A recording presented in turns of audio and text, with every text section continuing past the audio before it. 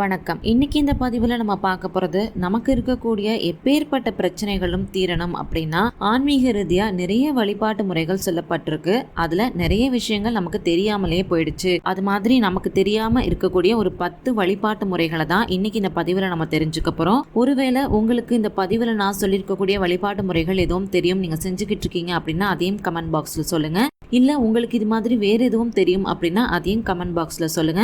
நம்ம வீடியோஸ் பார்க்குற மற்றவங்களுக்கு அது ரொம்ப பயனுள்ளதா இருக்கும். அதுக்கு முன்னாடி உங்களுக்கு ஆன்மீகம் சம்பந்தப்பட்ட தகவல்கள் பிடிக்கும், நீங்க நம்ம சேனலை இன்னும் சப்ஸ்கிரைப் பண்ணாம பார்த்துக்கிட்டு இருக்கீங்க அப்படின்னா சப்ஸ்கிரைப் பண்ணிட்டு பார்க்கறதுக்கு கொஞ்சம் கன்சிடர் பண்ணுங்க. இப்போ வாங்க நம்ம வீடியோக்குள்ள போகலாம்.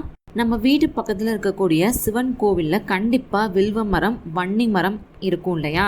அந்த மரத்தை நம்ம 26 முறை சுத்தி வலம் வந்து வேண்டிக்கிட்டோம் அப்படின்னா நம்மளுடைய குறைகள் எல்லாமே தீர்க்கப்படும். அது மட்டும் இல்லாம ஒருவேளை உங்களுக்கு எதுவும் வழக்குகள் நடந்துகிட்டு இருக்கு அப்படின்னா அந்த வழக்குகள்ல உங்களுக்கு சாதகமான தீர்ப்பானதுமே கிடைக்கும். இந்த 2 மரங்களுமே பாத்தீங்கன்னா அதிகமான தெய்வ சக்திகளை கொண்ட மரங்கள்.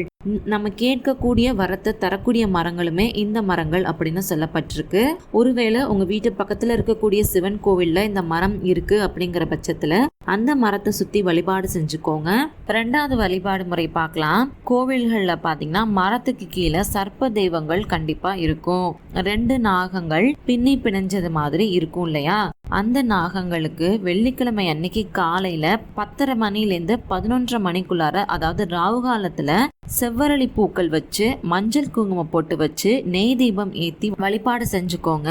அதோட சேர்த்து கணவன் மனைவி 2 பேர்லயுமே அர்ச்சனை செஞ்சுக்கோங்க. அபிஷேகம் செய்ய முடியும் அப்படின்னா அபிஷேகம் செய்யறது ரொம்ப நல்லது.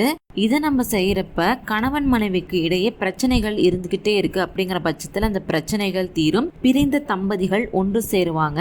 ரொம்பவே சக்தி வாய்ந்த பரிகாரம் இது. நம்பிக்கையோட இதையும் செஞ்சு பாருங்க. 3வது வழிபாடு பத்தி பார்க்கலாம். குடும்பத்துல பிரச்சனைகள் அடுத்தடுத்து வந்துகிட்டே இருக்கு. ஒரு பிரச்சனை முடியுது, அது முடிஞ்ச ஒரு சில நாள்லயே அடுத்த பிரச்சனை ஆரம்பிச்சிருது, வந்துகிட்டே இருக்கு. அப்படிங்கிற சமயத்துல நீங்க கோவிலுக்கு போய் தீபம் ஏத்தி வழிபாடு செய்யறது ரொம்ப நல்லது. ஒரு சில பேருக்கு பாத்தீங்கன்னா நாங்க எவ்வளவுதான் கடவுளை வழிபாடு செஞ்சாலும் எங்களுக்கு எந்த ஒரு விடிவு காலமே கிடைக்க மாட்டேங்குது அப்படின்னு சொல்லுவாங்க. அந்த மாதிரி இருக்கக்கூடிய சமயத்துல தான் நீங்க கண்டிப்பா கோவிலுக்கு போய் தீபம் ஏத்தி வழிபாடு செஞ்சுட்டு வரணும். தீபம் ஏத்தி நம்ம வழிபாடு செய்யறப்ப நமக்கு இருக்கக்கூடிய எப்பேற்பட்ட பிரச்சனைகளுக்குமே ஒரு நல்ல முடிவானது கிடைக்கும். 4வது வழிபாடு என்னன்னு பாத்தீங்கன்னா, தீராத கடன் பிரச்சனைகள் இருக்கு, கழுத்தை நெரிக்கக்கூடிய அளவுக்கு பண பிரச்சனைகள் இருக்கு அப்படிங்கிற பட்சத்துல யோக நரசிம்மரையும் லக்ஷ்மி நரசிம்மரையும் வழிபாடு செய்யறது உங்களுடைய கடன் பிரச்சனையிலிருந்து வெளிவரத்துக்கு சிறந்த வழியை கண்டிப்பா காட்டும். 5வது வழிபாடு என்னன்னு பாத்தீங்கன்னா, வீட்டுல ஏதாவது துஷ்ட சக்திகள் இருக்கிறது மாதிரி நீங்க உணர்ந்தீங்க அப்படின்னா வெள்ளருக்கு விநாயகரை ஒன்ன வாங்கிட்டு வந்து யாருடைய கைக்கும் எட்டாத உயரத்துல கொண்டு போய் வச்சிருங்க. வெள்ளருக்கு விநாயகரை நீங்க வைக்கிறப்ப அந்த விநாயகருக்கு மேல முழுவதுமே மஞ்சள் தேய்ச்சிட்டு சந்தன குங்குமம் போட்டு வச்சு அதுக்கப்புறம் தான் நம்ம வீட்டுல அதை வழிபாட்டுக்கு நம்ம வைக்கணும். இது மாதிரி நீங்க வைக்கிறப்ப எப்பேற்பட்ட குழப்பமும் துஷ்ட சக்திகளால ஏற்படக்கூடிய பிரச்சனைகளும் தீரும். 5வது விஷயம் என்னன்னு பாத்தீங்கன்னா, ஒவ்வொரு முறையுமே நம்ம கோயிலுக்கு போயிட்டு வரப்ப அங்க இருக்கக்கூடிய திரிசூலத்துல குங்குமம் வச்சுட்டு எலுமிச்சை மலத்தை ஒன்று அந்த திரிசூலத்துல குத்தி விடுங்க.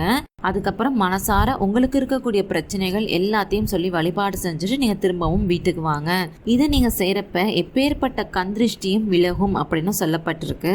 6வது விஷயம் என்னன்னு பாத்தீங்கன்னா, நீங்க மத்தவங்களுக்கு கொடுத்த பணம் உங்களுக்கு திரும்பி கிடைக்கவே இல்லை அப்படின்னா செவ்வாய்க்கிழமை தோறும் சக்கரத்தாழ்வார வணங்கி நெய் தீபம் ஏத்தி 12 முறை வலம் வந்துக்கோங்க.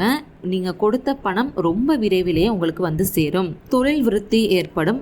எதுவும் வழக்குகள் நடந்துகிட்டு இருக்கு அப்படிங்கிற பட்சத்துல அதுல உங்களுக்கு கண்டிப்பா வெற்றி தான் வந்து சேரும். 7வது விஷயம் என்னன்னு பாத்தீங்கன்னா, பைரவர் சன்னதியில நெய் தீபம் ஏத்தி தொடர்ந்து 8 செவ்வாய்க்கிழமை சகசரநாம அர்ச்சனை நீங்க செஞ்சு வழிபாடு செய்யறப்ப கண்டிப்பா வாராக்கடன் வசூலாகும். 8வது வழிபாடு என்னன்னு பாத்தீங்கன்னா, கணவன் மனைவிக்கு இடையே அடிக்கடி சண்டை சச்சரவுகள் மற்றும் கருத்து வேறுபாடுகள் தொடர்ந்து இருந்துகிட்டே இருக்கு அப்படின்னா இந்த பரிகாரத்தை செஞ்சு பாருங்க.